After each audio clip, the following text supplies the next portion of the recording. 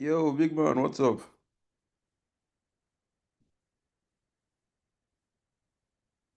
Can you hear me?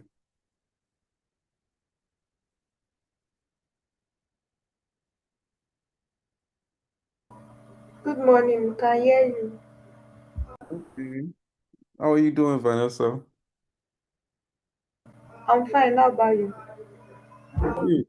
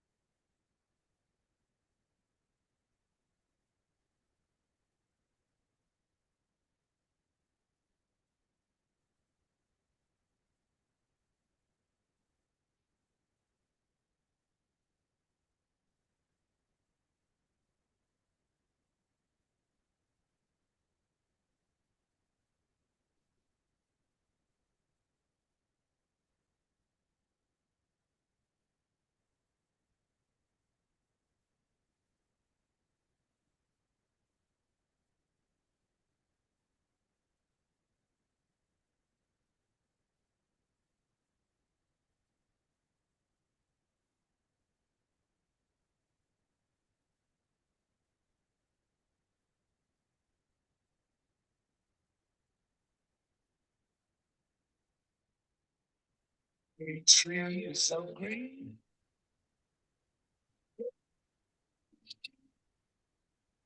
I see them bloom for me and you. Think to myself, what a wonderful world.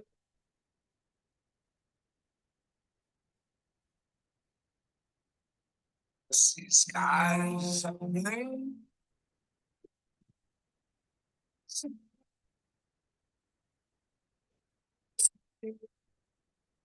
dogs in night. I think to myself, what a wonderful world.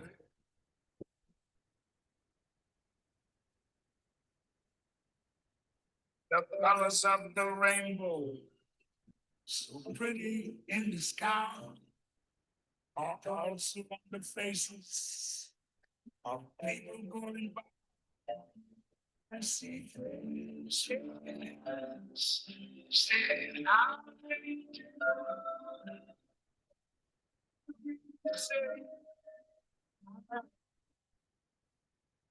I hear millions cry. I was there small, I I think to myself, what I want.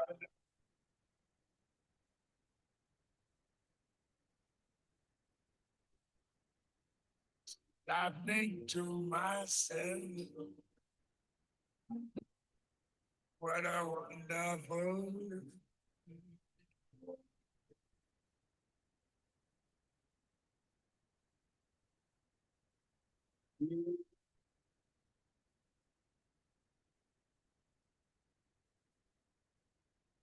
All right, GM, guys. If you're here and you can hear me, can I get a thumbs up?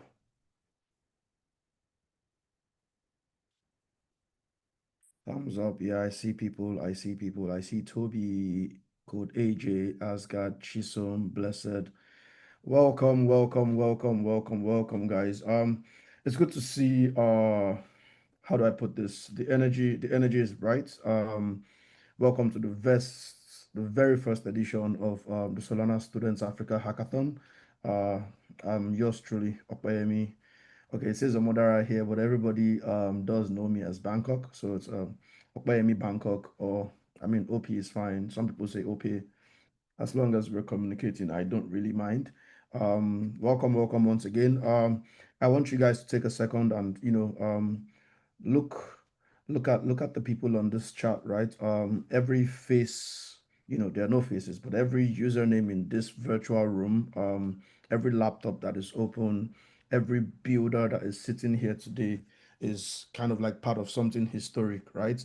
The Solana Students Africa, but I'm biased, so I wore this, right? Because I mean, yeah, you're not just attending this event, right? You're kind of stepping into a moment, you understand? A moment where Africa's brightest students, right? From University of Lagos, from the different places that people have come from.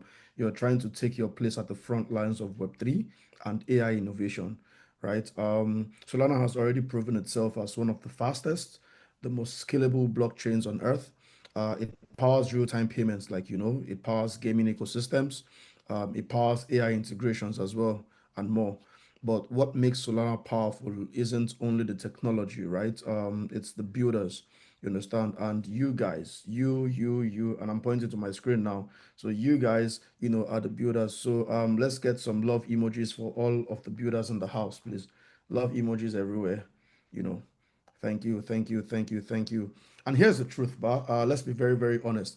History doesn't wait for anybody. You understand? You're either on board the train or the choo-choo train leaves you and leaves. So the question is simple, right? Will you be the ones to write history? Will you be the ones that would be the faces, that would be the brains and the and will you look back 5 years from now and look like, yo, my journey started from here and this is where I have come to now?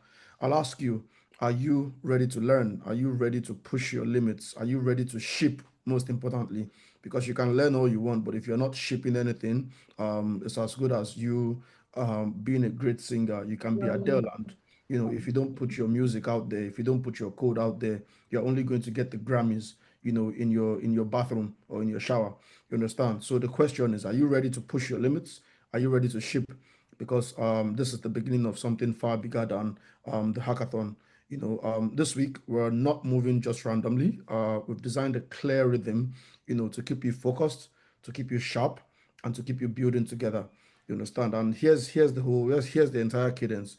Um, every morning, between the hours of 11 a.m. and 12:30 p.m. West African time. If you're from somewhere else, please help me with the time conversion. But between 11 a.m. and 12:30 p.m. West African time, we are going to gather for a main class, right? This is where you get the foundations.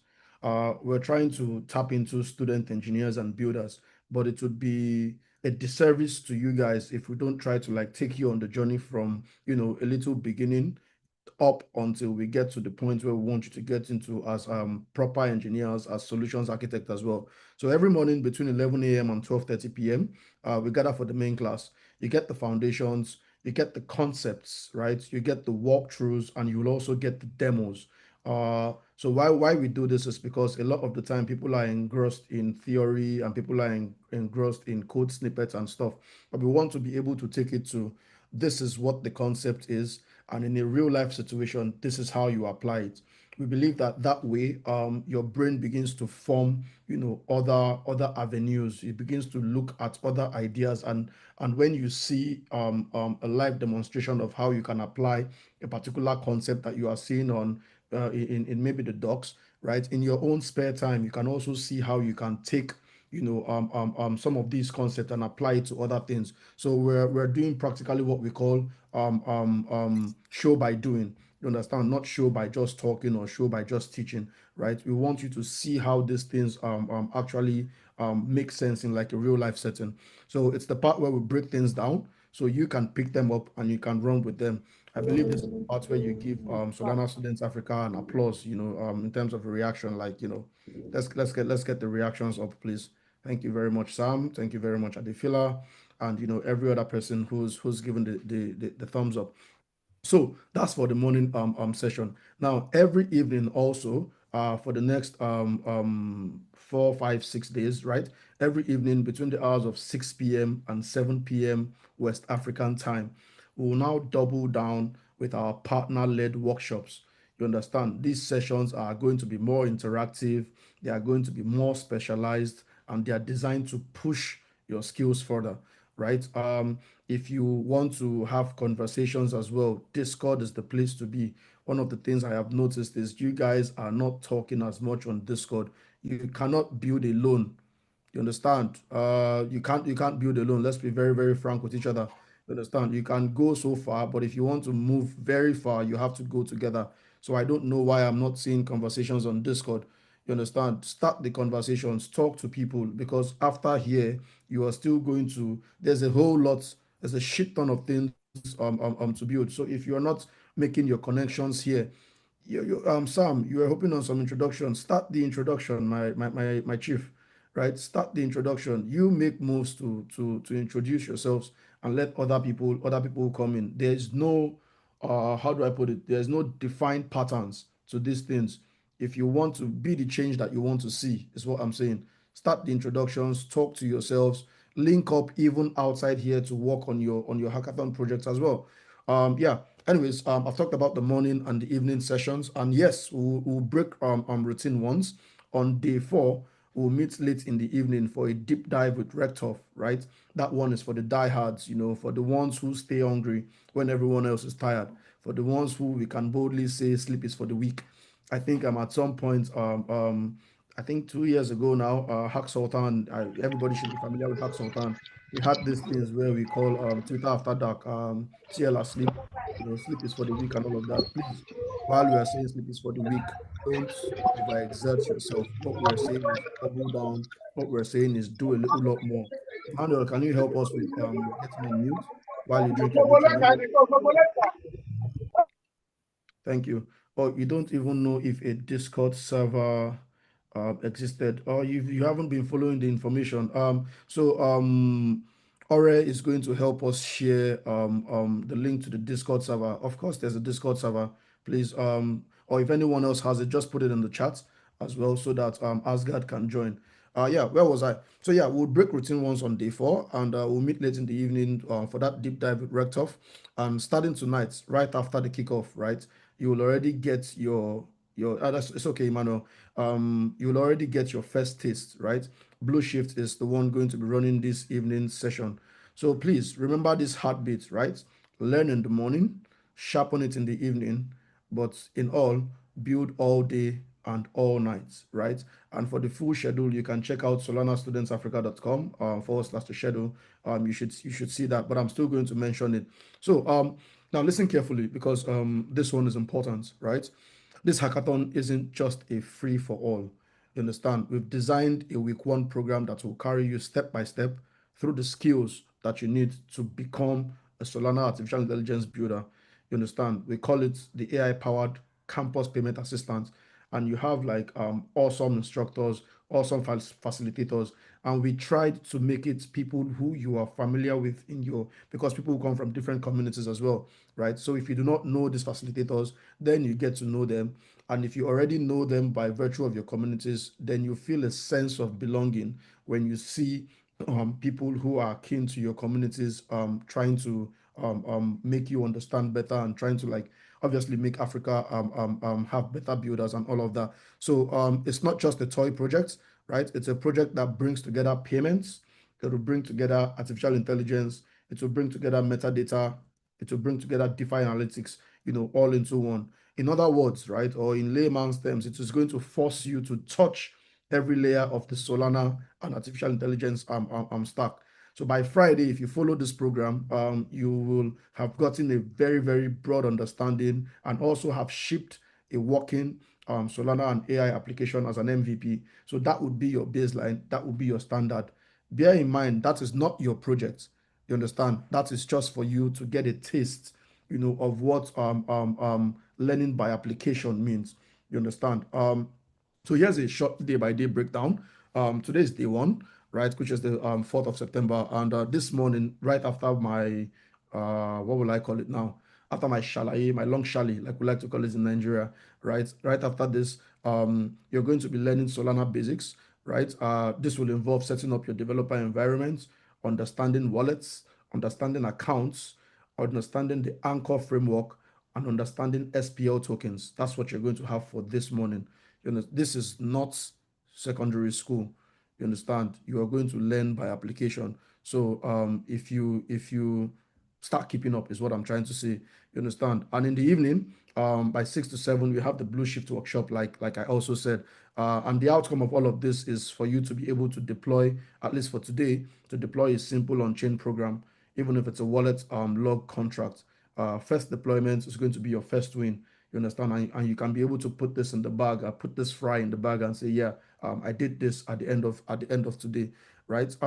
On day two, which is tomorrow, for the morning session, we will be learning how to use the Solana Pay SDK, and you'll be learning how payments flow, how transactions are validated, right? And in the evening, you would have your reinforcement workshop, and the outcome for this would be how to add Solana Pay integration to whatever project it is that you're building, right? How to record mock campus transactions like paying for food in the cafeteria, like paying for handouts. The possibilities are endless. You understand? You just need to think about how well you want to be able to do things. While on day three for your morning session, we're going to be going heads deep or heads down into AI and financial insights. You're going to learn how to call AI APIs. You're going to learn how to use LangChain. You're going to learn how to also summarize blockchain data in JSON, right? And I believe everybody knows what JSON means, right? Not Jason, J of Big Brother, please. Jason, JSON. Yeah. So in the evening, you are going to also have another reinforcement workshop on that. And the outcome of this would be for you to be able to build a script that generates AI-powered summaries of student spending, for instance. You understand? I'm just giving you tidbits, right? Now on day four, which is going to be like the 8th of October, we don't believe we believe your weekends should be your weekends for you to be able to maybe reinforce your knowledge, maybe rest a little bit, touch grass, right? So day four is going to be the 8th of September, which is going to be Monday, right? And Peter, can you help me with your mute? Thank you. And in the morning, Peter Faguri, I don't know if yeah, okay, thank you very much. On day four, right, for the morning session, we are going to have metadata and LLM integration, right, where you are going to learn how to generate tags. You're going to learn how to create semantic labels. You're going to learn how to integrate with smart contracts. And in the evening, of course, Rectoff will be giving us that workshop. And what the outcome of this, what we're hoping that will be the outcome of this is for you to be able to add AI generated metadata and LLM powered summaries into your app, and then you can store them on Solana as well.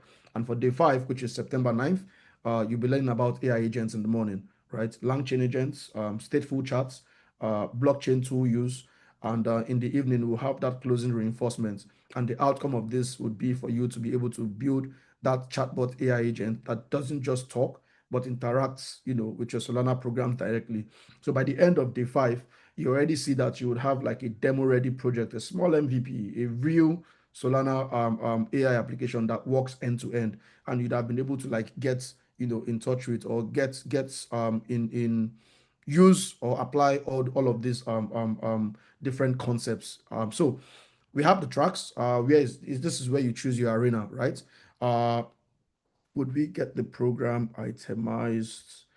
Okay, I'm just going to say Ore, yeah, Ore or Toby should help me collate the questions. When I'm done, then I'll be able to answer all of this. Would we get the program itemized written out somewhere later?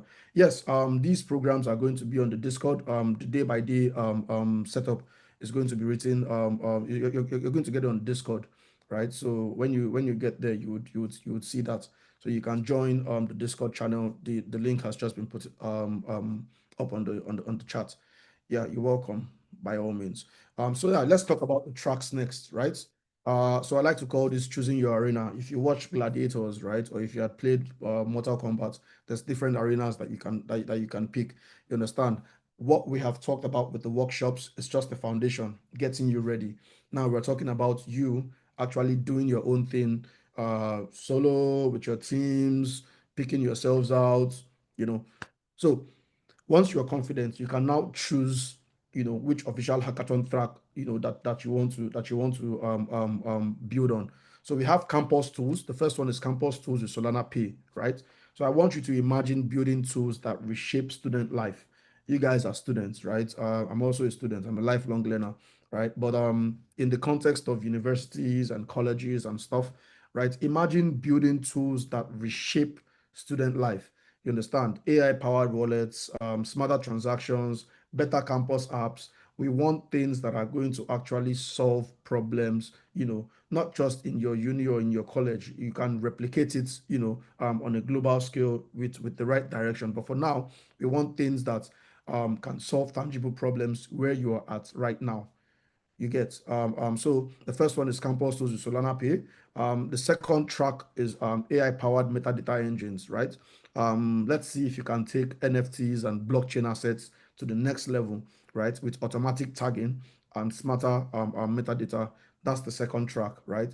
And for the third track, well, that would be on education and accessibility.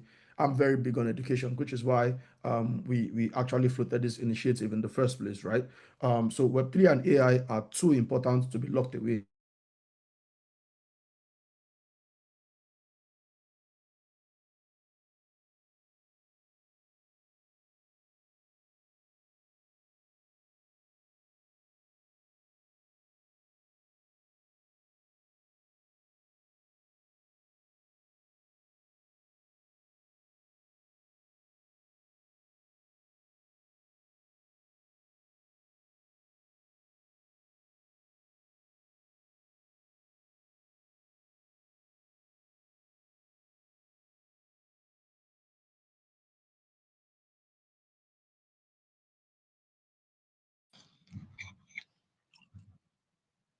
Hey guys, can you hear me? I don't know what happened. Please give Yeah, me a thumbs up if you can hear me. yeah, I can hear you now. Okay, cool, cool, cool. My apologies. I don't know. It just glitched for a bit. Yeah.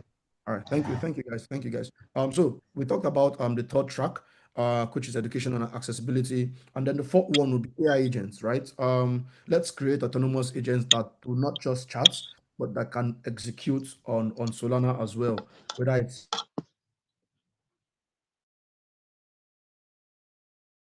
of what you can do with some of these things, right? And then the fifth track would be DeFi and AI analytics,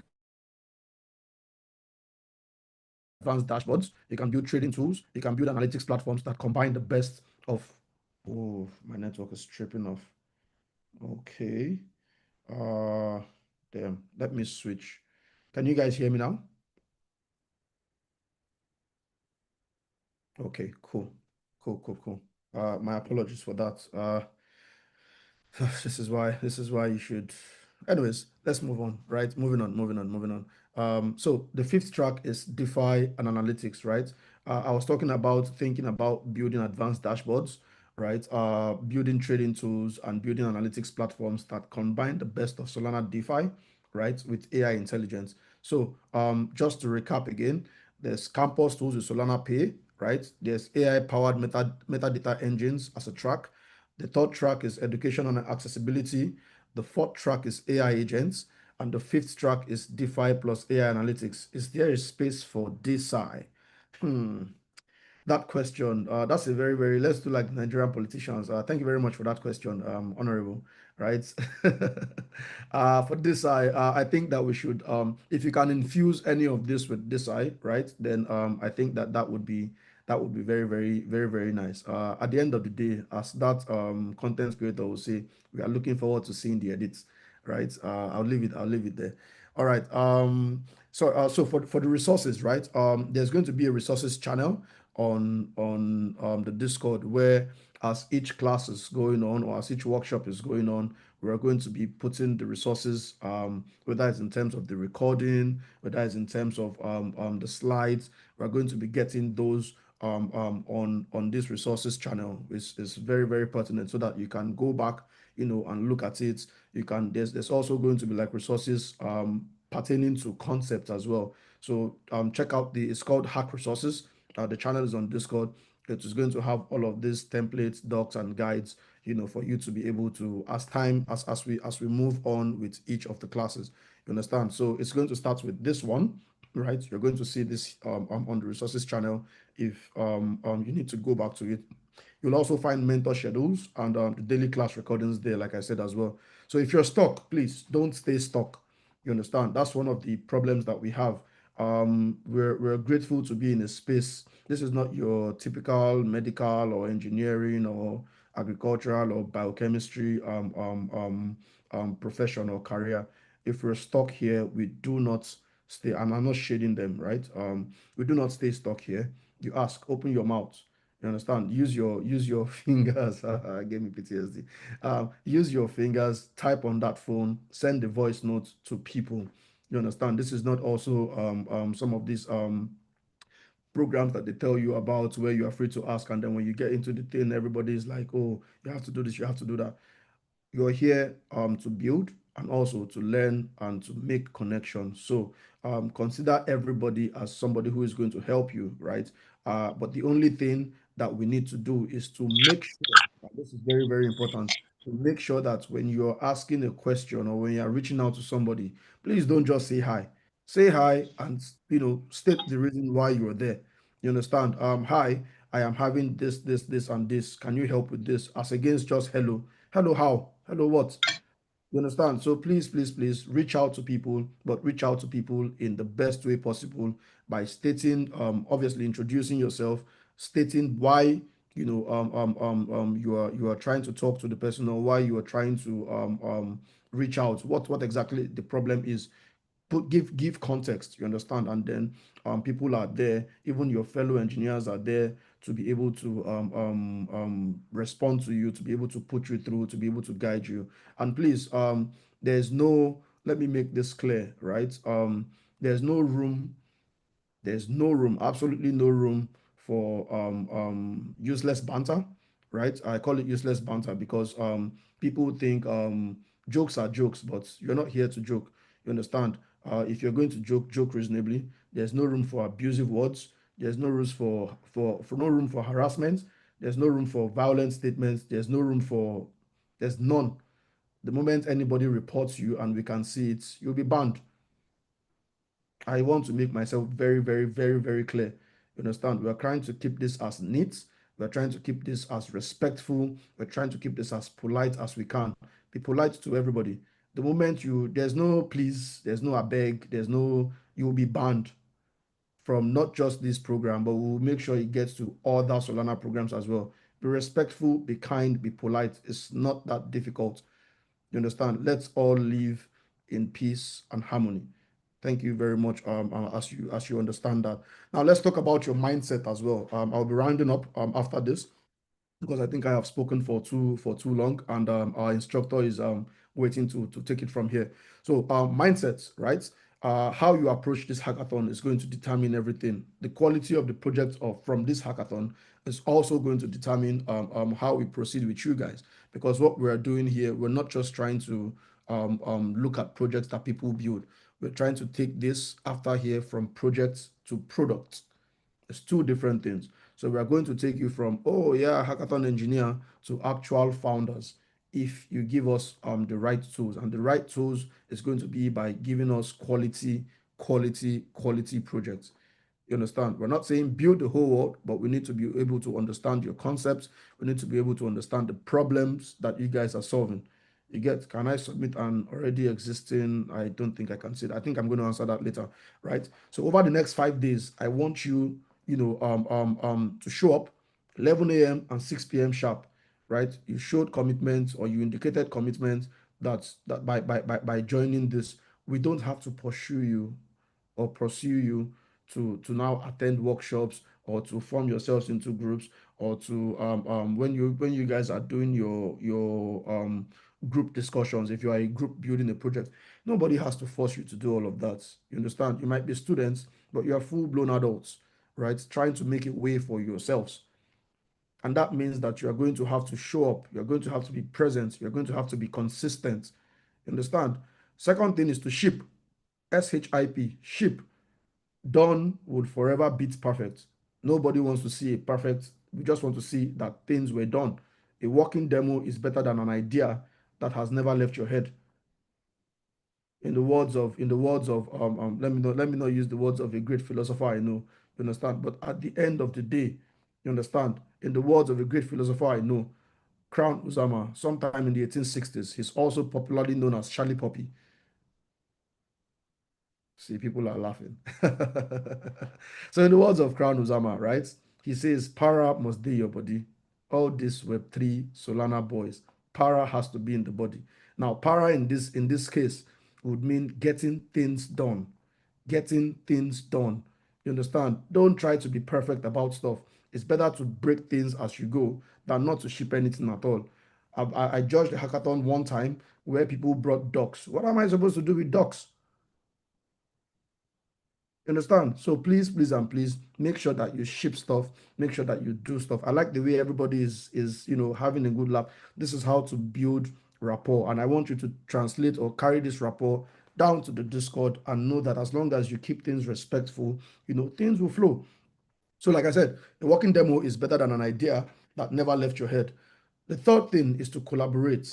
You understand? Like I said, this is not nursing sciences without any shades to them, but we all know how schools are, right? It's not architecture, it's software engineering. Collaboration is key. Share what you know, teach, learn, push each other. You understand? It's not going to break a hair from your skin. So you do all of this, collaborate. It's very, very, very important. And then think legacy. You understand? A lot of the things that are affecting us, even as a continent and as a country, you understand, is that we're thinking about the now.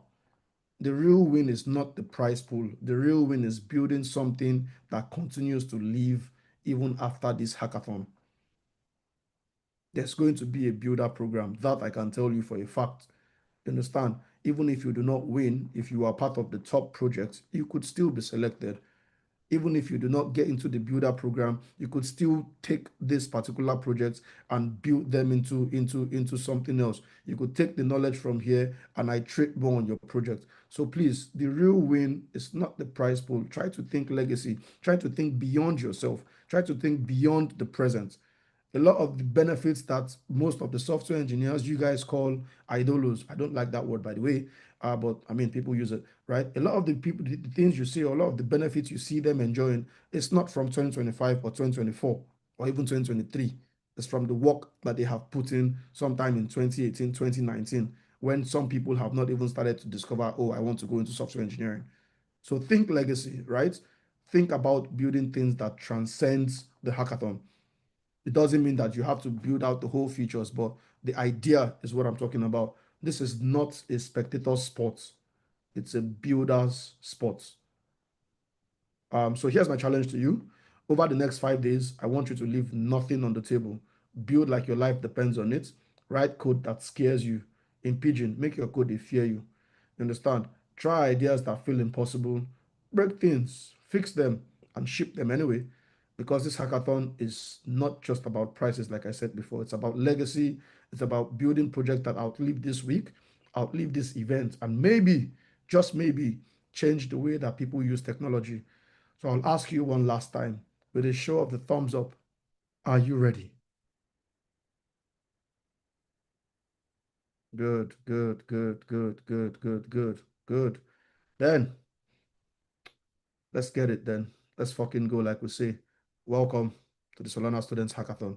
I think I'm going to leave it in the hands of um who the moderator is now to take us on and introduce the facilitator. Thank you very, very much, guys. If you guys want to give a follow on Twitter, if you can't reach me on Discord, my handle is right here on what you call it. It's right here in the chat. If you don't know that, just search for this on Twitter, give a follow. But please, when you reach out, please, please, and please introduce yourself and go ahead to state why you're there so that one can be able to attend to you as soon as possible.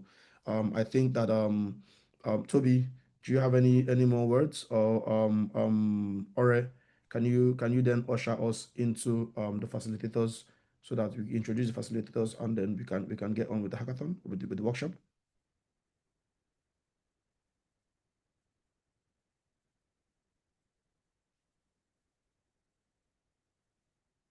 Am I audible? Hello? Yep, you're audible. Okay, cool. I think that I'm just going to go ahead and introduce our facilitator, right? So our first facilitator, or maybe I would leave him to do the introductions himself, but please, with a very, very lovely of the emojis, right? I want to introduce Perilyn. He's going to be our first instructor. I just wanted to say introductor. Can you imagine? He's going to be our first instructor slash facilitator. And yes, please. And I'll leave him to take it on from here. So thank you very much, guys, for listening to me. Yep. I'm going to turn off my video now and let Perilyn take over. He's going to make his introductions and get right into it. Thanks, guys. Hi guys. I don't know if I should start with recording my screen. Let me stop recording. Can you guys hear me? Absolutely. Okay. Absolutely. Yeah. So, I'm Perlin. A Nigerian. I'm a human, a blockchain developer. I started coding when I was in uni too, so it's made a lot of sense when the opportunity to come take this class was presented because I remember when I was back in school and there wasn't really anything like this that would like facilitate me to become a developer today, but regardless, like I pursued. So a little about me, I'm a kind of person that I like to look for my own truths. And I've done that in my career and I've done that for the majority of my career. Solana wasn't the first blockchain I worked on. I've worked on Ethereum before. But just because of, let's say, things I've observed in the world and the way I see things, Solana has been a place where I've been developing for a while, majorly because of the builders. If there's anything I can guarantee you, I'd say Solana has some of the best builders out there because of their people who are willing to like push beyond what is known. If you look at it globally in the world scale, like no blockchain currently is actually ready for mass adoption. Like no block, like it's easy for you to go to like this place and they just hype the technology, say Solana is the best. Solana isn't at its full potential right now.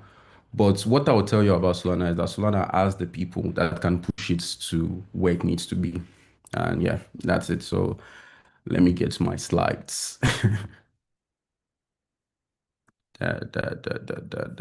So I'm going to be covering like Solana basics. So it's just honestly it's going to be like a little skim through.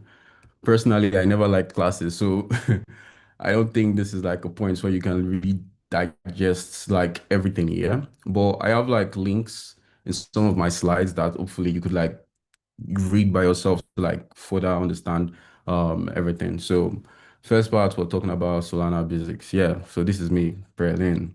Um, this is my GitHub, this is my Twitter and all that. Yeah, so what is Solana? Solana is a blockchain. What is a blockchain basically? When I started like learning about blockchains, I read this particular book. I think it was Mastering Bitcoin or something.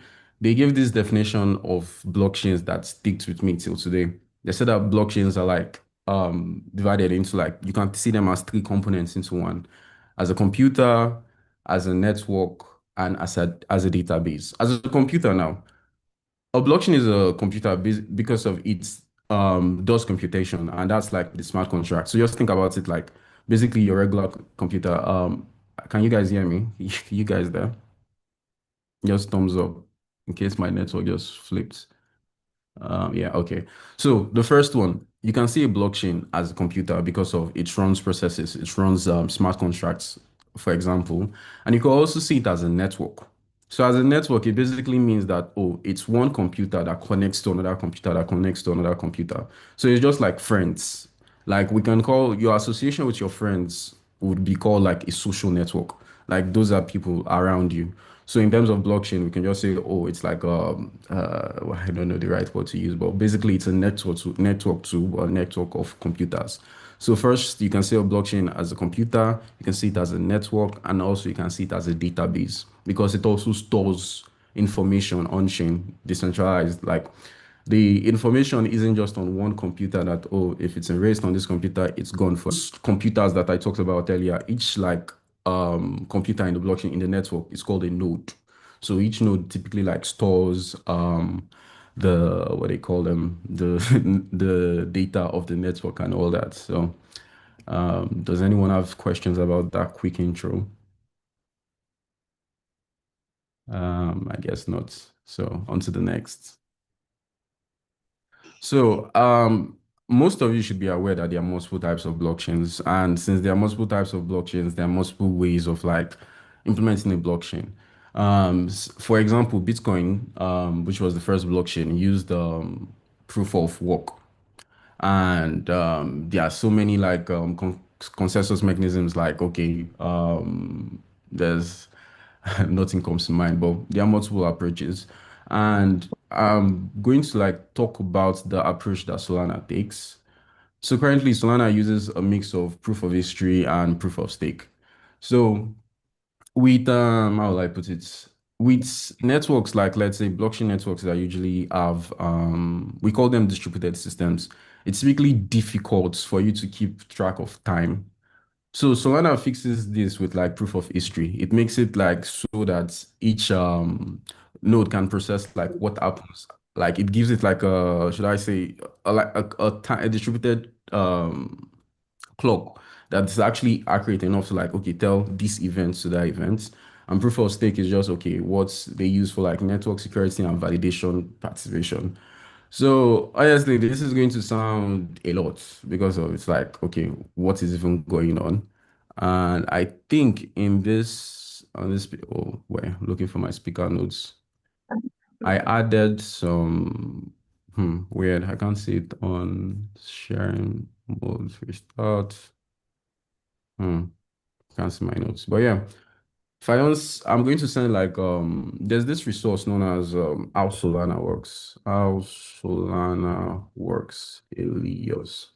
So if you're just getting started, honestly, all this is going to be very confusing for you because of like there are so many parts of the entire machine that you have to like process and understand. But if you're curious about it, I'd recommend this resource for like going deep into everything and all that. So let's go next. Once again, I will ask, does anyone have questions? Like, feel free to ask questions. Are there questions in the chat I'm not seeing? Does anyone have questions? Um, I don't know how to use Zoom. I can't find the chat. No, not yet. But guys, please, if you have, there are no stupid questions, there are no foolish questions. If you have questions, just put them in the chats. You understand? You're here to learn, you're here to understand. That's why we have the workshops. So don't say, oh, would they like this question? Would they not like? Ask your questions, please. Thank you very much. Yeah, Berlin, over to you. There's one question waiting for you. Oh, what's the question? That's exciting. Okay, so it says, what makes Solana? This one's from Sam. It says, what makes Solana preferable? Well, what makes Solana preferable? Are you asking that as like, okay, someone who wants to build on Solana? Or you're asking that as, okay, Solana as a blockchain Yeah. compared to other blockchains? Is this person typing or That's why it's talking? asking. He said, yeah, what makes Solana preferable? So you know you asked if he was asking as a builder. that wants to Yeah. build on Solana. So he said, yeah, that's why he's asking. Yeah. As a builder right now, honestly, I'd recommend Solana because Solana has a very early developer community. Like the thing with Solana, there are a lot of issues currently in like the Solana ecosystem. And for people, most people think that, okay, when you see a problem, it's like to avoid where the problem is. But in tech, something that has benefited me is like fixing the problem. And fixing the problem is not like so like as huge as okay, you want to like write the entire blockchain. It's as easy as writing an article. It's as easy as doing a just educating people. And also you can also build things that can like improve things that are not good. So why I would recommend Solana is that Solana is actually a very friendly place. Like I've not actually been developing on Solana for that long. I think I just started developing on Solana for like a year. And the reception and like the way people actually come together to celebrate people who try to give back is very beautiful. So there are problems in Solana. Like we have dev issues, we have tools that people don't like and all that. So there are a lot of problems, and with a lot of problems, there are a lot of opportunity. And there's also a great community that will support you while you try to solve those problems. Does that answer your question? Let me see. Oh, yeah, Sam, does that answer your question? So I'm just use a thumbs up if it does, so that we can move on. We still have a lot of ground to cover.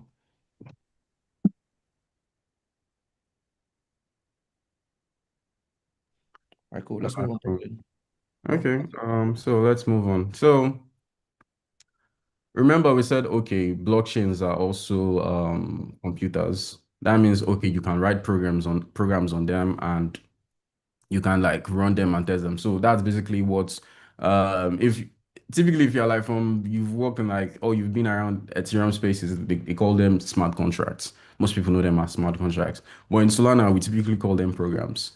I think that's more straightforward to a point. But yeah. So as a computer, we developers, we want to like have the ability to like deploy programs on the blockchain and all that.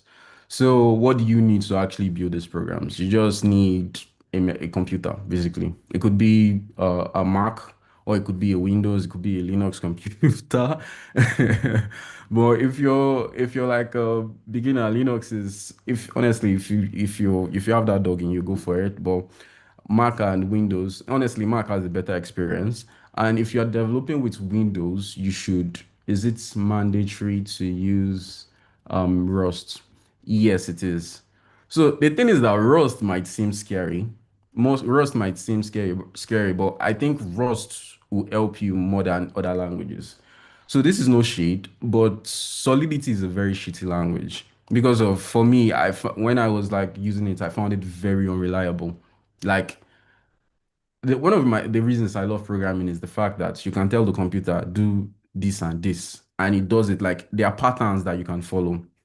And that's another reason why I don't like JavaScript because JavaScript makes no sense. It's not logical. So these languages may seem easier, languages like JavaScript, Solidity, but they are going to hurt you in the long run. They are going to make things really difficult for you. A language like Rust might seem difficult to like understand at the initial point, but in the long run, it's going to be very good for you. Rust is like a very good language that things, errors make sense. Like you can write Rust and the compiler can teach you Rust like that. Like it's that good and the developer resources are great and all that. But everything has its downside, and I'll be honest. The only downsides with Rust I see is honestly like async. Async Rust is honestly terrible, and some other parts. But besides that, Rust is a very great language with like great people, so you can pick it up. For the metadata, okay. So cyber Leo, does that answer your question? Yeah, you need Rust. Sorry for going that deep. So yeah. If you're on Windows, I recommend you work with WSL. So WSL is a Windows subsystem for Linux. It's going to make your life so much easier. If you're just developing on Windows without WSL, it's going to be terrible. So get WSL, and if you're on Mac, yeah, you can use it and all that. So besides that, yeah, you need a basic understanding of Rust. If you're just starting picking up Rust, I would recommend Rust by, oh God, okay, this is in the page. Where's my browser? Lord, where's my browser? The new window. Yeah, so do Rust by examples. Yeah, I'd recommend Rust by examples because of, for me in particular, theory bores me easily to a point. So I like to like pick up, I like to see what I'm doing. So Rust by example, just like it shows you how to actually do what you want to do and you can run it. And if you also need like an interactive website where you can actually get exercises while you're learning, I'd recommend Exism. So these are actually what do you call them? These are actually tools I use myself. If you look over and learn, you'd actually see that I actually used the Rust track myself 6 months ago. Fascinating. Yeah. So if you're picking up, if you're just starting off with Rust, I'd recommend Elo, the Rust by examples and Exism. And if you're a YouTube kind of person, I would say let's get Rusty. Yeah, that's the one. Let's get Rusty. Yeah, I'd recommend this channel, and I think he has a playlist specifically for yeah, yeah, yeah, this playlist. It's really great. So this playlist goes side and side with a resource called the Rust Book. So personally, the Rust book didn't work for me because of it was too bulky. It might work for you. So, but resources I personally would recommend are Rust by examples, Xism, and this YouTube channel. So I'm going to send all these resources when we're done. Toby, please don't make me forget. Yeah. And yeah, so that should So, help you like pick up with Rust. Perlin, can I say Yeah. something? Yeah. So I wanted to inform the class that please just leave your questions in the message in the chat, right? I'm going to tag Perlin to each of them, but we want him to get through with the classes first. Then he can now take the questions one by one. So I'll tag you to each of these questions, Perlin, but you take them after you must have gotten through the slides. So please, if you Oh, if you have any questions as he's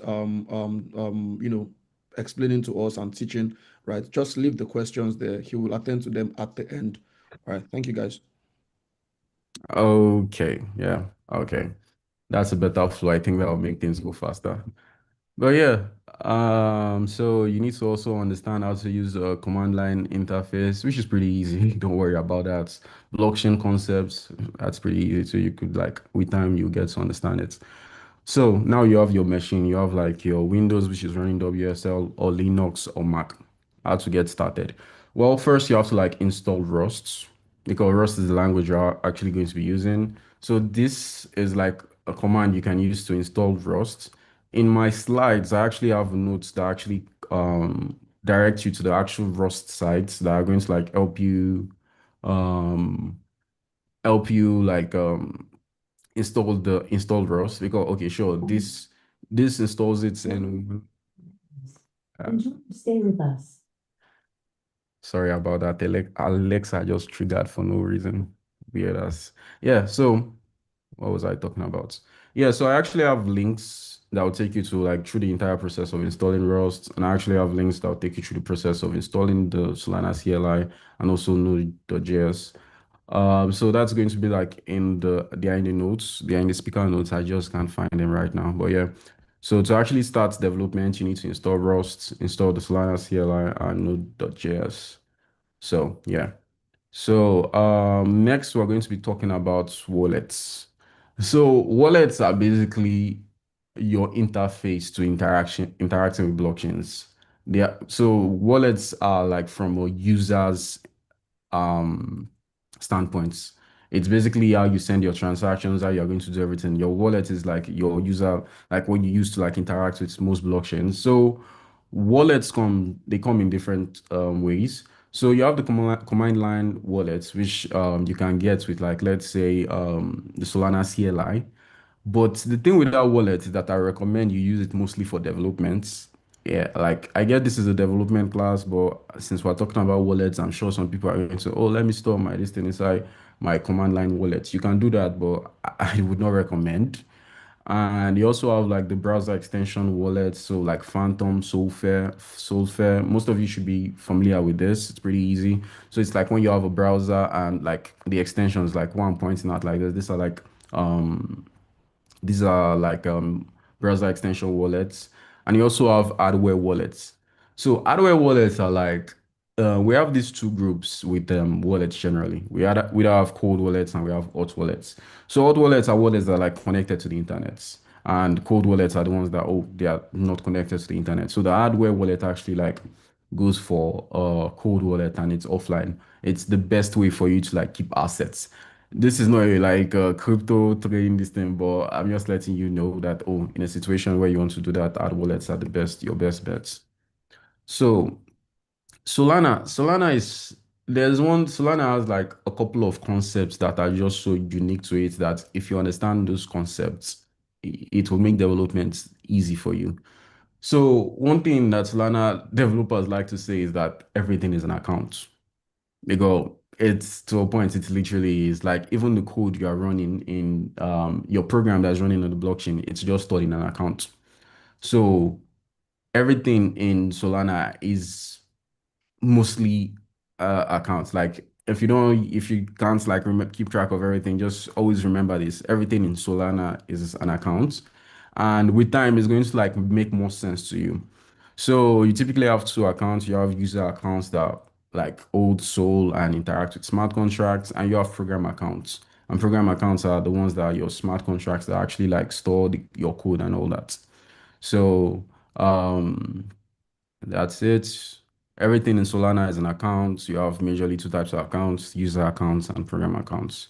I hope there are questions. I hope your guys are sending questions. Like, yeah, I'm a very impulsive person. If I want to know something, I'll just ask. So I encourage you guys to be very curious. So just be bombing me with questions. So next, we're going to talk about Anchor.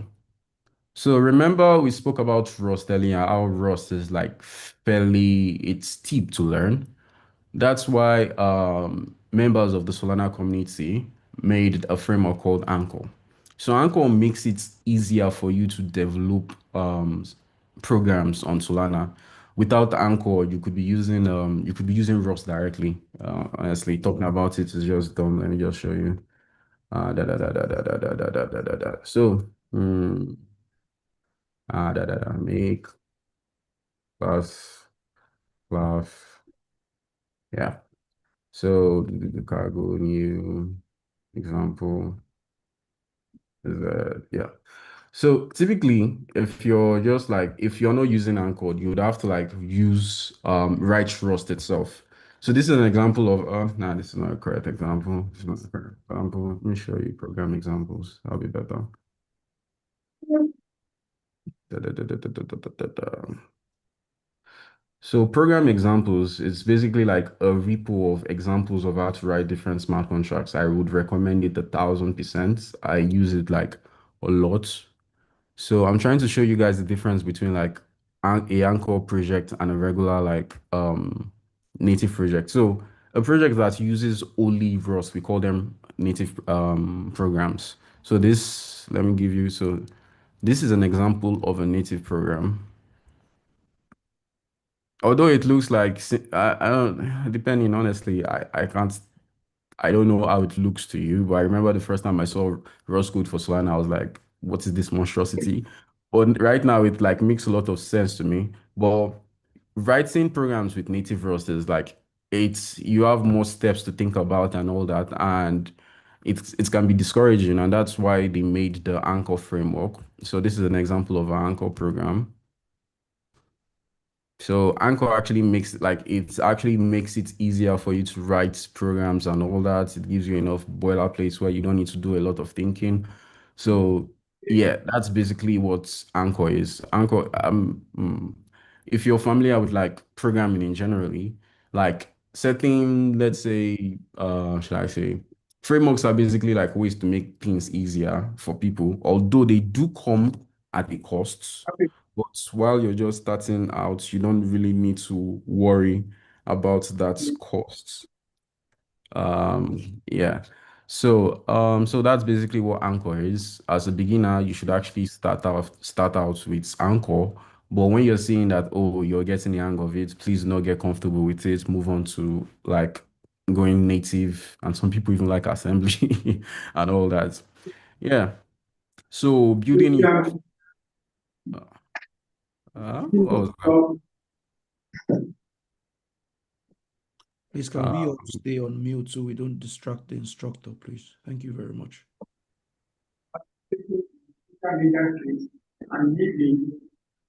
yeah, so building your first smart contract, what you need to do is just like install Anchor. So I don't expect you to just install Anchor and everything during this call. So I have like links to like take you through the whole process of installing Anchor. So after you install Anchor, next you just have to like define your program. This basically means is that, oh, build your program, write your program. We're going to write a friendly program, yeah, which is going to like log your wallet pub key in Anchor, and then you can build and deploy it to wherever you want to deploy it to. So, finally, we can write code, but it's Anchor code. Anchor code is very boring. Yeah. So, if you have to prove that you like to be sure you have Anchor installed, is this big enough? Can you guys see clearly? Toby, is this like big enough? Ah, Lord, this thing is covering. Okay, let's keep it like this. So to make sure you actually have Anchor installed, just do Anchor-V. So if you actually have Anchor installed, it's going to like pop up that, oh, this is the version of Anchor installed. So this basically is checking like what version of Anchor is installed. So if it gives you a result like this, it means that, oh, you have Anchor installed. But if it gives you a result like, let's say, it says, oh, I can't, this command not found, then it's not in your computer. So next we want to like create a simple Anchor project, and we can do that with Anchor new, what should we call it? I guess wallet log. Is it Anchor new or init? I've forgotten honestly. So one good thing, okay, by the way, remember we're talking about CLIs. So this is an example of a CLI. And if you're ever in a situation where you forget anything about the CLI, just type the name. For example, now just type Anchor. And it gives you a menu of everything. So you don't need to remember everything. So this, oh, actually, I forgot that the menu actually taught me what to do. So it's Anchor init wallet log. So it's going to do all of its magic.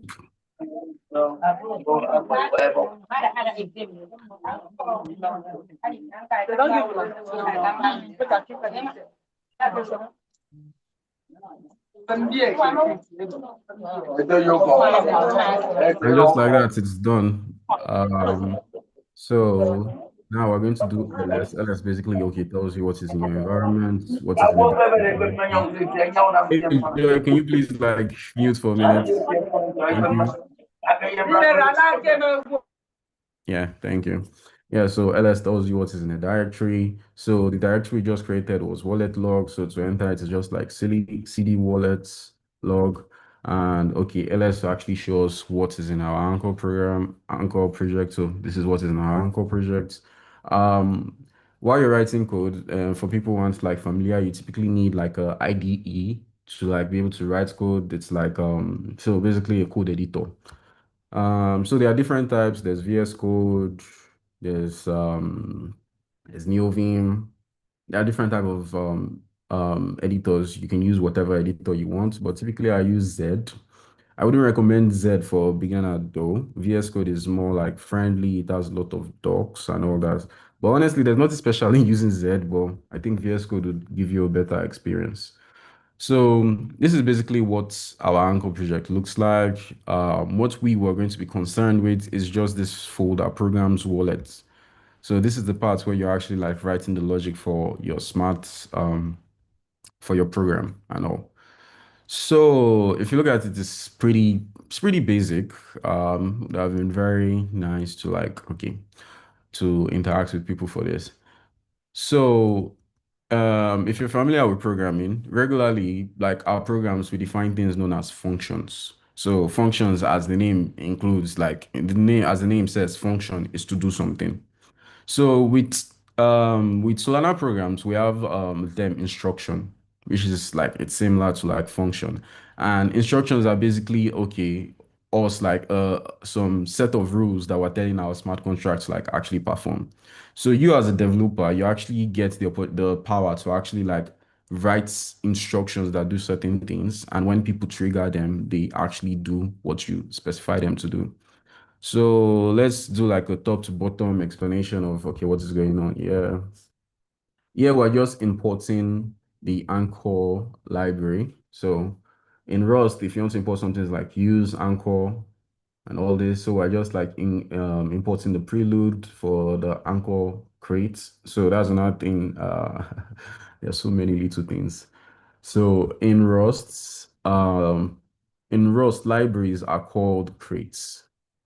So let's think about crates as like piece of code that someone else has already written and you are using it. You get so like in a library, you go and take a book to read. So in code too, you can't write all the code. So it's basically you are using someone else's code, and that is called a crate. So over here we're just importing the crates. So over here we're defining like the pub key for our program. So we use this macro. Just think about it as a function. Is what this is just doing is just okay, saying that this is the pub key of our program. That's all this is doing. That's all this is doing. There's a lot of technicality in it, but that's basically what it's doing. It's just telling that, oh, this is the pub key of our program. And over here, this is where we actually write our program. And nice, it has program in it. So in our program, you notice that it has just this, should I say, it has this thing called FN. It's actually connotes for function. So this is how you write functions and define functions in Rust. So right now we have only one function and it's called initialize. So for for programs, for example, programs typically like gets constructors. If you have like if you've written Ethereum programs before, you should be familiar with the constructor. It's basically the first thing that is called when the program is deployed. Solana has a similar I wouldn't say similar because of you don't really need an initialize function, but okay, it's like it signifies the first thing to do. But the first instruction you have does not need to be called initialize. Long story short, this is an instruction. So let me put it here. This is an instruction, and we use it to tell a program what to do. Long story short. So what it currently does is just log in the program ID. So it's just logging this thing over here, simple and straight. And that's it. That's all it's doing. So what we want to do is actually make this log our own account. So over here, if you notice, okay, this says program. Over here, it says accounts. So accounts are basically like, let's say, should I say, okay. So just think about accounts like the people involved in making an instruction. Think about it. So, okay. So if in an instruction was like a classroom, the accounts would be like the class students inside the classroom. So if this entire program is like an instruction, people here could just be like the account. So that's what basically the accounts mean. The accounts are like the participants in the instruction. So currently we don't have any participants, and that's why it's like empty over here. And let's add one. So we're going to add what's it called? A signer. So this is how we define signers in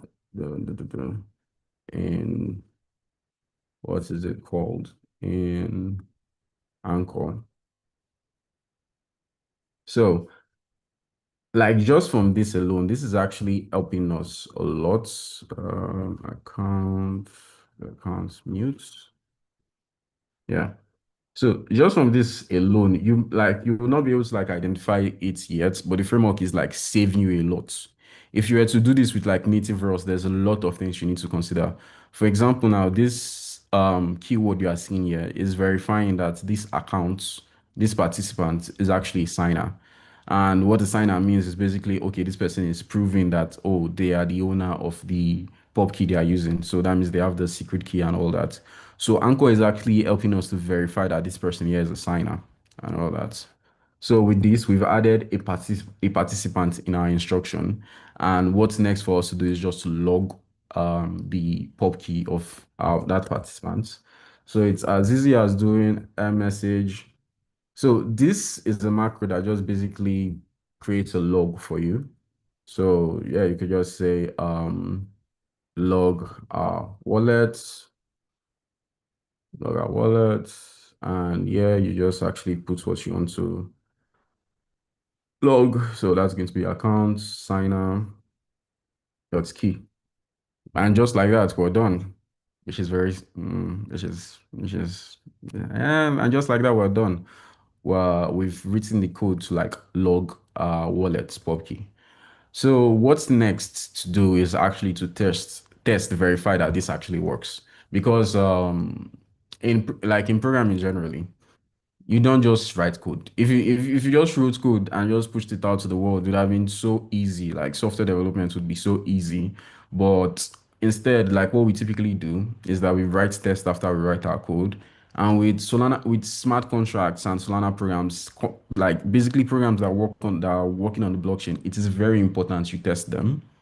Like testing is so important that after you do your own test internally, like you still have to give some external people known as auditors to actually like do test again. So tests are very important. Like programming smart contracts like pushes you to take like a test-driven approach to development. So you have to do a lot of tests.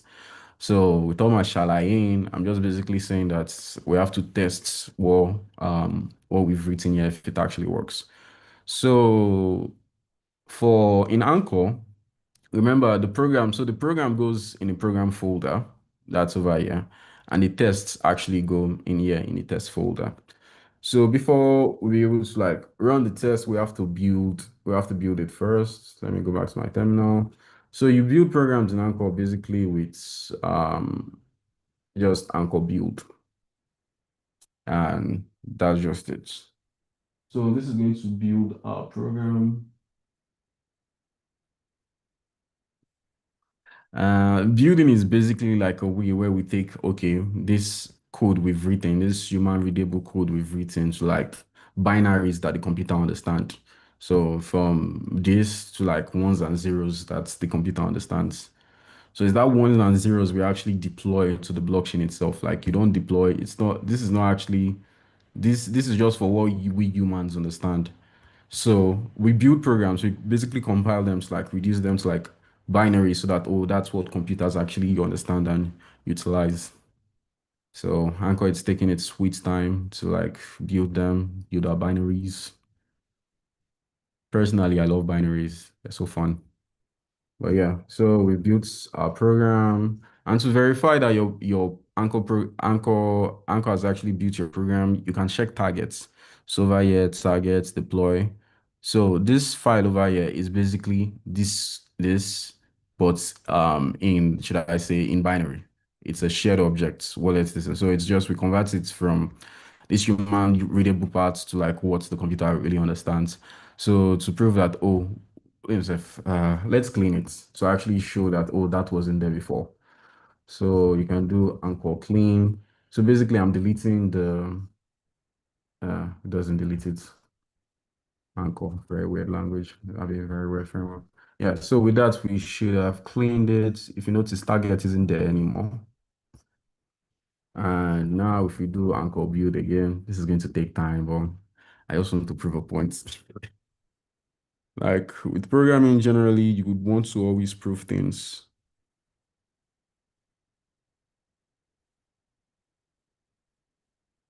Yeah, so let that build.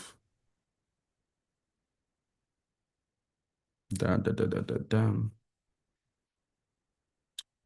Da da da da da da da da da da. Oh wow, this is so fast. Give it a minute, give it a minute, and it's done. And with that, you should see over here that, oh, you actually have a target folder created, and you see the shared object file right over here. So targets, deploy, and yeah, you see it over here. So Now that we have a binary, we can actually like run our test and all that. So,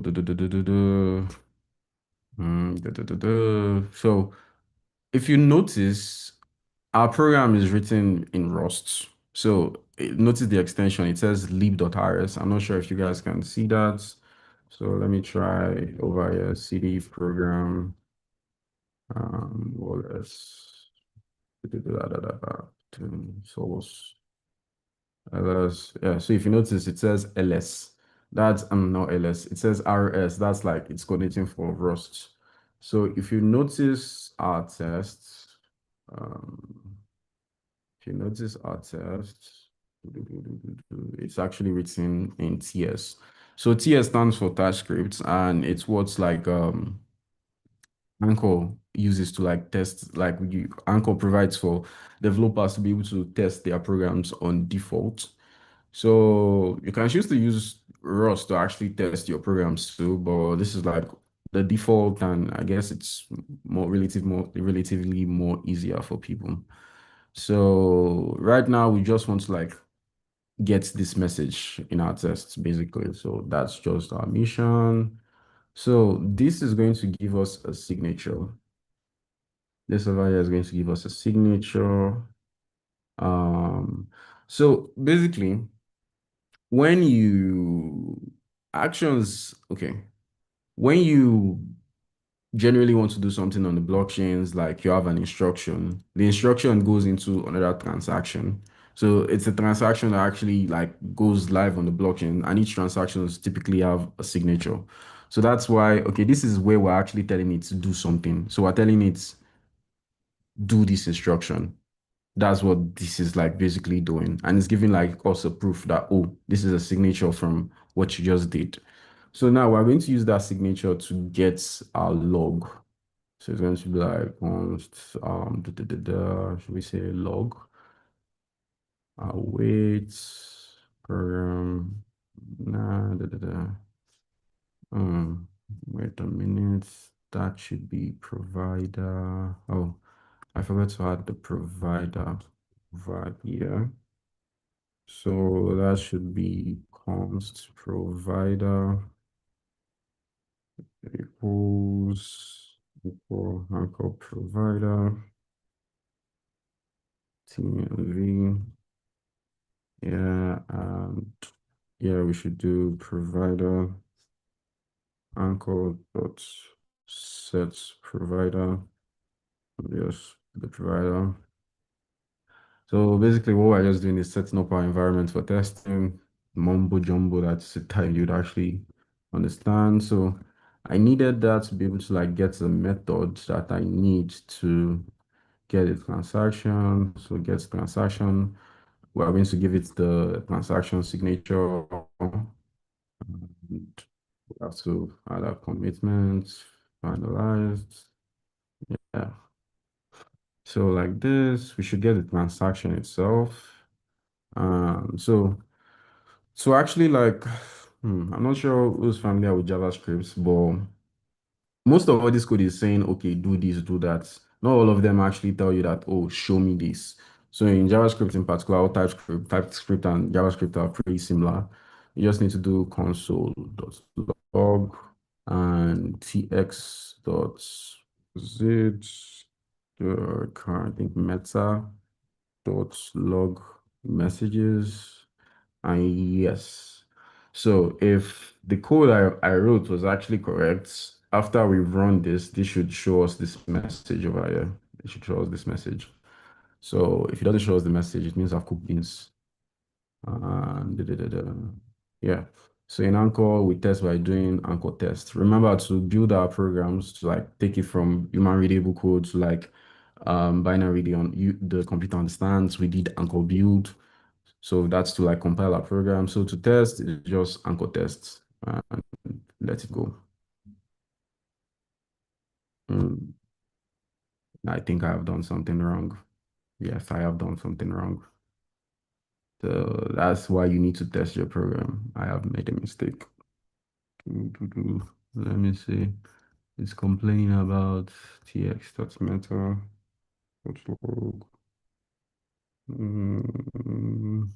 Mm, which is the code? Weird. Hmm. It cannot show the property of. Let's run that again and see. Okay, so it's required used finalized. So the code actually works. That means the beans I wrote works. So if you notice this message over here. It says log our wallets, and it puts this pub key. Notice that it's actually the same thing we actually like added here, log our wallets. So that was the point of this entire program. It's basically our own version of a hello world. So in programming generally, we typically like have these simple programs where we say hello world, where we just tell the computer to tell us back hello world. So in this example, we've done like a log our wallets. That's what this is basically. And with our test, we verify that our program actually does what we want it to do. Pretty underwhelming, to be honest. But let's move on. And yeah, does anyone have questions? I think let's check. Let's go to the questions. We're doing a lot of talking. Um, Zoom. Who uses Zoom? Why are we using Zoom in the first place? I'm sorry, organizer, but who uses Zoom? I don't know how to use this app. Okay, let's get Rusty. Toby, can you like can you please help me like find any Rust resources? Yes. What's We that? the questions like in case I didn't catch anyone. So the first one I'm seeing Oh, here okay, okay. is asking about um resources. So I said Exism, I said Rust by example, um and Let's Get Rusty. So these are the resources I would recommend for learning Rust. I'm going to share them again. So in case you don't like see there, probably going to share it in the resources channel. So that's the first question. Second question, must we use TypeScript? Well, I think I answered that question while I was talking. You don't need to use TypeScript for like writing tests. You can use Rust directly. But for a start, it's going to be easier for you to use TypeScript because majorly, everybody uses like TypeScript. So the videos you are seeing and all that, they're going to use TypeScript and all that. So I think I have a YouTube. Yeah, So on my YouTube, I write like native programs and I test them in what they call them in Rust and all that. So you can check that out. So yeah, you don't need to use TypeScript for testing. But if you're starting out, I recommend using it because there are more resources on it and you wouldn't get confused. But once you're comfortable with it, yeah, you can try what's it called? You can try testing with Rust. These websites we can get on Chrome. Sure thing you can get on them. Pretty confused. Resources, okay. Da. Please, can you mention the fundamentals we need to learn on Rust before we move into its framework like Anchor? Well, so the thing with Anchor is that it doesn't require you to know a lot of Rust, to be honest. Like you can have a fairly simple, like you should, if you can read Rust, that should be enough for you to like take you through Rust. Rust as a language has different parts, honestly. There's borrowing and checking, there's different things, different approaches, like even besides like things that are unique to Rust, like basically like being able to assign variables, types, and all that. Yeah. So it would be nice to actually be familiar with all those things, but the benefit that Anchor gives you is that you don't need to like be that deep into it. So I'd recommend if you're just new, I recommend you start off with Anchor and with time. Because since Anchor is actually in Rust too, like it's going to like get you familiar with Rust one way or the other. So when you're using Rust purely, it's going to like give you the foundation to do that efficiently. Perlin. Yeah. Yeah, so I think maybe he's talking about like you know how with JavaScript you have to learn like functions, variables, and all of that. So I think maybe he's thinking the lines of, I mean, on Rust, maybe like structs, like enums, all of those kinds of things. Maybe that's what he's asking. Um, honestly, I don't know how to answer that, but yeah, the resources I shared would actually like help you with that. Like it's, for example, shows you how to define functions, Yeah, those kind of things. modules, those kind of things, types, and all this. So these resources actually like put you through most of all these things you need to learn. And if you're, for me in particular, I like writing actual code. If you write more actual code, it's going to like solidify the knowledge and all that. So yeah. Um, can we make full iOS apps? Well, what would be over engineering as long as you can complete? Okay, I guess that was answered. Um, what's the best way to incorporate AI into software development without it being a crutch? Is it okay for me to say I don't know? I actually do not know. AI is very experimental right now, so people are still figuring out the best things. Like most use cases aren't, to me, they are not all that, but who am I to judge? I honestly can't give you a use case that, but I think the one we're building for this course is actually pretty interesting. So the instructor always taking you that to actually like show you positive use case, but a majority of them are just man. So how are you using VS with the command line, sir? Do you mean VS Code? Did you mean VS Code? What is VS? Yeah, maybe. Yeah, definitely. Just assume VS Code, I guess. Okay, how are you using VS Code with the command line, sir? Okay, so your terminal basically is like if you're okay, this is if you're on Mac, this is what you see. It's a terminal. So you can impute compute you can basically like go through your computer like ls now shows you everything that's in a directory, for example. And for example, if you had like a folder that has some piece of code you want to like make changes to, so let's say something like, ooh, that's fascinating. Oh, interesting. Sorry, I got all cut off. Yeah, so projects ls, so for example, you are inside a folder that is you're inside the folder you want to actually see. So for example, you are saying VS Code now. I don't actively use VS Code, so I don't have the command installed. Typically, if you have VS Code, you just need to do code full stop and to open it up for you. And since I use Z, I can just do Z full stop to open it for me. Another alternative is just to open VS Code itself and look for the folder you're looking for on your computer. So Yeah.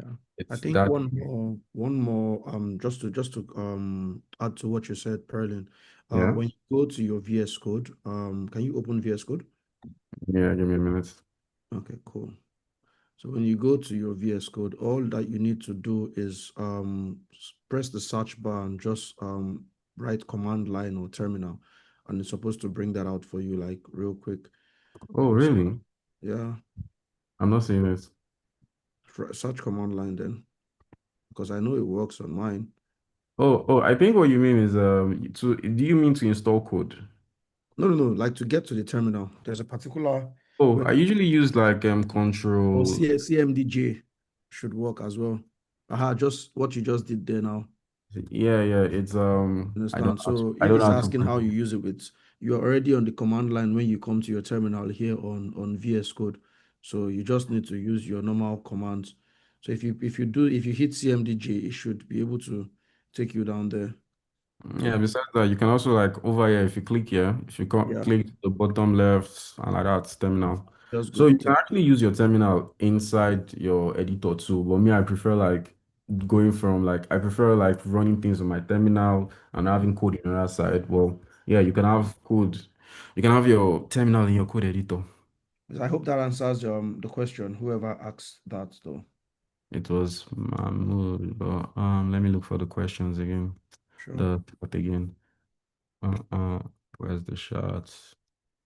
Mahmoud. Okay, so. Au first. Oh, So it was Microsoft Teams. I just clean and I say I know they do again. as you are asking who uses Zoom now, first spicy Microsoft Teams. Let us know what we are doing. Yeah. Is it Right, ideal to learn two languages at a time? Context, I was following 100 days of Python before I stalled for exam. Now, would it bring Solana? Would be okay to try Rust, Python currently, or I should pick a struggle? I was only learning C++ plus plus in school. Um, Honestly, I would say focus on Rust because Rust is the kind of language that you can use generally. And it's going to actually like it's going to how do I put it? Rust is to a point a fairly new language. Not everybody knows how to use Rust. Like more people knows how to use Python, even C. Not like so Rust has been around for like 7 years or more. But even in that time frame, would still consider it a new language. So if you I would recommend Rust because of if you know Rust, you have access to a job market that is not as saturated. So I'd recommend like learning Rust as a means of okay, job security. That's a thing. And Rust is also a very, shall I say, it's an efficient language. It's a language where you make mistakes and you know, oh, you made mistakes. And it's going to teach you more about like programming in general. So I would honestly recommend Rust. It's going to take a while. It's going to take a while. I'll not lie you. Like it's going to take a while. It's going to be you're going to like depending on you, you can learn it fast. It doesn't matter how fast you learn it, but yeah, I'd recommend Rust. Thought you would finish slide before you start attending question. You said sure you go like to just dey talk. The time man. Um Another question. Currently trying to run Anchor build command, but God, Lancer. This Lancer boy is not a beginner. It's one fraud. Go to the directory. I'm trying to run Anchor build. Well, answer you uninstall everything and install it back. Oh. But in that case, you could also it's Lancer, but you can solve this problem by yourself. But yeah, actually, those just to the relators. This boy. And arrow, not a directory. I think you'd have to uninstall Solana. Share Solana installed 2.1. Lancer, like, this guy, why you holding this back? Well, just try to run Solana and see if it's all installed and see the version that you have installed. Make sure you actually have Solana installed first, then continue debugging from there. Well, yeah. Answer your question is not a serious question. Like you can figure this out by yourself. Wait. I'm not bullying Lancer because of I know him. That's why I'm bullying him. So don't feel like, oh, if you ask a question, I'll bully you, if that makes sense. Yeah. So I think we're done with our questions. So let's go back to our slides. I don't think there's that much in the slides anymore. Where are my slides? Where are my slides? Where are my slides? Oh yeah, my slides. So we've basically talked about programs so far and what Solana is. So another like concepts you're going to like find pretty common with blockchains are tokens. I know a majority of you are familiar with what tokens are, one way or the other. So as a developer, you have the ability to build your own tokens too, but please do not rug anybody. Zach Zach XBT will catch you, and if he catch you, it's not going to be funny. So please do not do not scam people on the blockchain. But yeah, tokens are a pretty essential part of blockchains. You typically have like fungible, non-fungible ones. So with the fungible ones, they're the ones where okay, each unit is similar. So like a token like Dodge, even Solana itself, like Sol, each is identical, non-fungible. You have tokens like NFTs, which are unique in their own way. So if you come with from an Ethereum background, honestly, this is one of my favorite things with blockchains that's is not really highlighted that much. Is that most blockchains are they learn from the previous generation. So you had Bitcoin, for example, which was like a form of currency, and from after Bitcoin, you had Ethereum, which actually like was the first blockchain, to my knowledge, that actually gave you a means to like write programs, smart contracts, and it's pretty like on Ethereum, you have like two different standards for writing tokens. Basically, you have like ERC20 and ERC721. And I find it really enjoyable that Solana just like made a way to like merge both of them and make it like accessible from the get-go. So you don't really need to like think about it as much as you have Ethereum and all that. So if you want to like if you basically want to work with tokens, you use the SPL, you use SPL. So SPL stands for Solana Program Library. So the standard for token is like the SPL token. So on Solana, we have this thing called the token program. So where's my slide? This is another reason why I love Rust. So with Rust, we have this thing called docs.rs. Docs.rs, you can like check any library. Remember that what I said about crates, that creates a library, other people's code. So you come here to like read other people's code. You can read yours too. So let's check the SPL token program. Hmm. Where's the SPL token program? This is fascinating. Oh yeah, it is SPL token. So this is the token program. The token program, this is its ID. Why is the ID not displayed here? Oh, I think I'm derailing. I'm sorry, guys. Uh, sorry. Time. But yeah, on Solana, you use the token program to like generate use the token program to make where are my slides. Use the token program to these are not my slides. Yeah. Use the token program to make tokens. And you can also use the Solana CLI to like interact with tokens. I think it has that feature too. Solana. Yeah, you can use it to I can't remember the exact command, but yeah, you can use it to transfer tokens, check the supply, create them, and all that. I have a resource in my slide that's like take you through tokens and all that. Yeah, so with tokens, we have like with blockchains, we have like different type of use cases like DeFi protocols. So DeFi protocols are usually for swapping, borrowing, trading, NFT markets are similar. A popular one is a popular DeFi protocol is Radium. Oh, the Christ is calling me.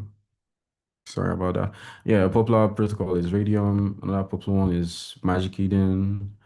And yeah, I think we talked about this earlier. Testing. Testing is very important with like smart contracts, with Solana programs too. So more examples of real world applications, best practices. Yeah.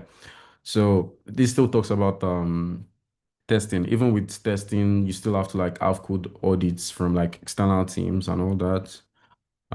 Yeah, the future of Solana development. Okay. I just want to say something quick. Solana is a very shitty blockchain. I say Solana is a shitty blockchain because Solana is not ready for mass adoption. Like, I don't think any blockchain is. But Solana has the people who are willing to actually push past the boundary to like make the ecosystem better. We have like different new improvements that are coming out supposed to like make everything all the way faster. So don't look at Solana as its perfect paradise. Solana is a place, it's a walking machine. It's something that you can help to actually improve. So that's all I would say. So if you find any parts that okay is interesting for you to improve, like improve, the community is very supporting. Key takeaway. This is bullshit. Can I even say bullshit on YouTube? Oh God, please. Yeah, QA session. I think yeah, I'm done. Is there another round of questions or can we just send it here? Yeah, does anyone have any questions? Talk. Yeah, feel free to like speak up if you have questions. Please unmute your mic or post it in the chat. Isaac, please try to verify. I will just try to verify.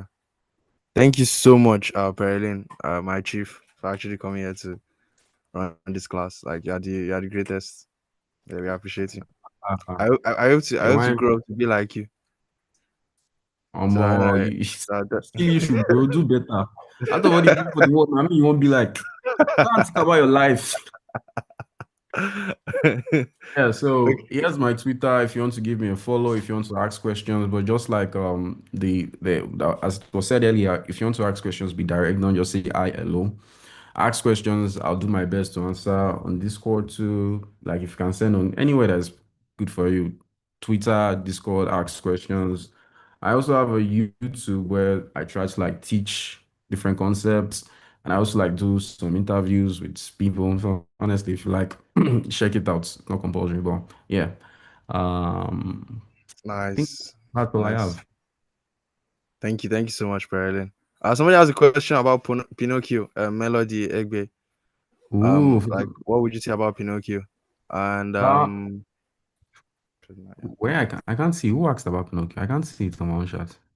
that was Melody Egbe. Scroll out, scroll to like the bottom, like extreme bottom. I'm You at the see? bottom. It's right here now. Wait, let me tag you to it. Oh. Network. Oh yeah. For you to know Pinocchio, you are not beginner. Oh, you're disguising. You're disguising. So remember, I said like to work with tokens currently, we use the SPL token program. What's wrong? The SPL token program. So where is it? Where is that? Where's doc.rs? So docs.rs SPL token program. SPL token. Yeah. Where's SPL token? Oh, I removed my glasses. Help. Yeah. So it is. So programs like this, they all depend on another library called the Solana program. So Solana program itself is like, as I said, remember I said it creates is what like it's like a piece of code that somebody else has written and you use to like help you. So Solana program is the library that most people depend on while they're writing Solana programs. It's in the name, Solana program.